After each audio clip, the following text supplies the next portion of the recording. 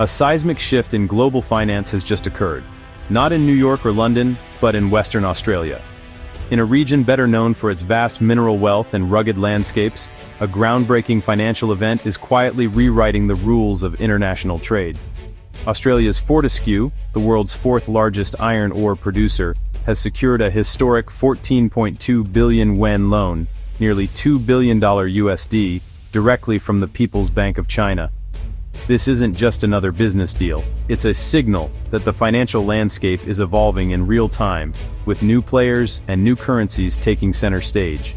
For the first time at this scale, a major Australian corporation has bypassed the US dollar, conducting business entirely in China's currency.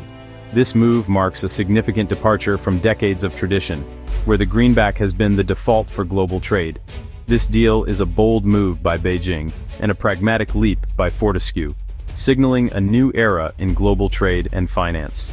It's a calculated risk, but one that could pay off by opening doors to new partnerships and reducing reliance on traditional financial systems. The loan is structured as a closed-loop yuan system: borrow, spend, and repay, all in yuan, insulating both sides from currency volatility.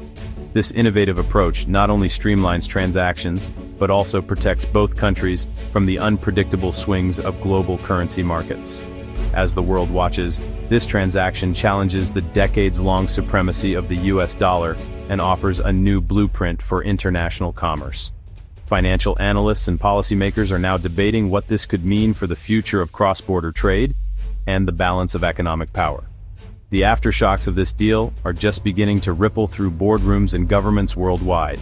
As more companies and countries consider similar moves, the global financial order may be on the cusp of a dramatic transformation, one that started unexpectedly in the heart of Western Australia.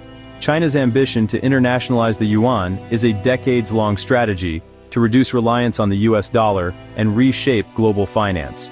Beijing has built offshore yuan hubs, signed currency swaps with dozens of central banks, and launched its own payment system, CIPS, as an alternative to SWIFT. Since Bretton Woods, the dollar has dominated global trade, even between countries with no direct US involvement. Now, with the expansion of BRICS and the creation of the new development bank, China is accelerating its push for a multipolar financial system. The Fortescue deal is the most tangible result yet. A major Western company taking a multi-billion-dollar loan in yuan, not dollars. This marks a milestone in China's patient campaign to make the yuan a true global currency. The Fortescue PBOC agreement, announced in August 2025, is the largest offshore yuan loan ever to a non-Chinese company. Fortescue will use the funds to buy advanced clean energy technology from Chinese suppliers, creating a direct, practical use for the yuan. The Bank of China structured the deal to shield Fortescue from exchange rate risk, making the entire transaction lifecycle yuan-based. For Fortescue, whose revenue is anchored in Chinese iron ore sales, this financing aligns perfectly with its business reality. The loan will fund green tech upgrades, supporting both decarbonization and deeper integration with China's industrial ecosystem. This move breaks with decades of dollar-dominated deals in Australia's resource sector. It's a pragmatic step into a new financial era, where old conventions are no longer the only path forward. The brilliance of this deal is its closed-loop yuan structure, a self-contained ecosystem where the yuan never leaves the circle. Fortescue borrows yuan, spends it on Chinese technology, and repays the loan with yuan earned from iron ore sales to China. This eliminates currency conversion, slashes costs, and shields both sides from exchange rate swings. For Fortescue, revenues and liabilities are now in the same currency, a natural hedge. For China, it keeps the yuan circulating internationally, boosting its global utility. The model is efficient, risk-reducing, and a powerful demonstration for other global companies. It's a win-win: less friction, more stability, and a direct challenge to the dollar's dominance. The closed-loop system could become the new standard for cross-border trade with China. The Fortescue loan is more than just a financial transaction. It's a powerful geopolitical signal that reverberates far beyond boardrooms and balance sheets. This deal marks a turning point, highlighting how economic decisions can reshape the global order and redefine national priorities. After years of diplomatic strain and trade disputes, Australia's corporate sector is now pivoting toward a more pragmatic economic relationship with China. While political differences and strategic mistrust remain, business leaders are increasingly focused on stability, growth, and opportunity, recognizing China's central role in the region's prosperity. This shift subtly decouples Australia's economic interests from its traditional US alliance, suggesting a more nuanced, dual-track foreign policy. Australia is no longer content to simply follow Washington's lead. Instead, it's seeking a delicate balance between security partnerships and economic imperatives. The Fortescue deal aligns Australia with the de-dollarization agenda championed by BRICS nations, a move that has sparked concern in Washington and drawn enthusiastic applause in Beijing. It signals Australia's willingness to explore new alliances and financial systems, even if it means challenging old norms. Every major transaction that bypasses the US dollar, like this one, chips away at America's global financial influence. The ripple effects are felt in markets and capitals worldwide, as the dominance of the dollar is quietly but steadily eroded. The Fortescue deal stands as a high-profile example, forcing Australia to navigate the complex duality of its deep security ties with the US and its growing economic integration with China.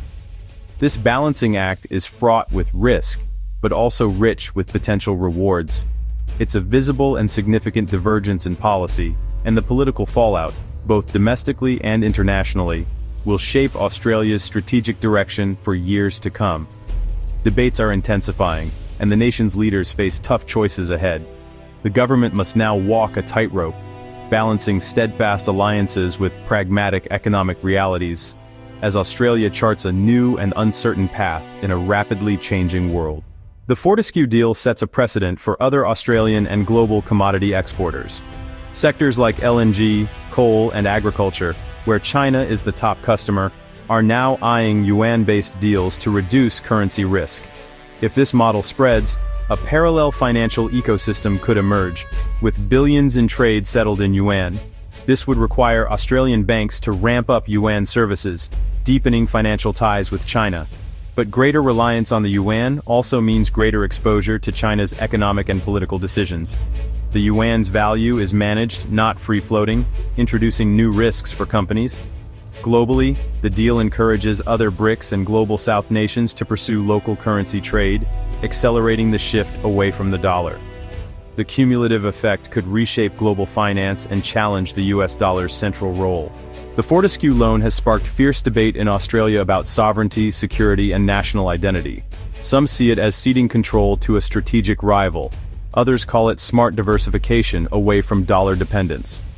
The memory of China's past trade coercion lingers, fueling public anxiety about deeper financial integration. Critics warn of new levers of Chinese influence, while supporters argue that multi-currency flexibility enhances sovereignty. The deal forces Australia to confront its identity, Western ally, or Asia-Pacific partner. This debate will shape Australia's foreign and economic policy for years to come.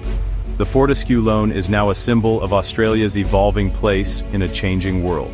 Experts are sharply divided. Does the Fortescue loan signal a true turning point in global finance, or is it simply a one-off event unlikely to be repeated?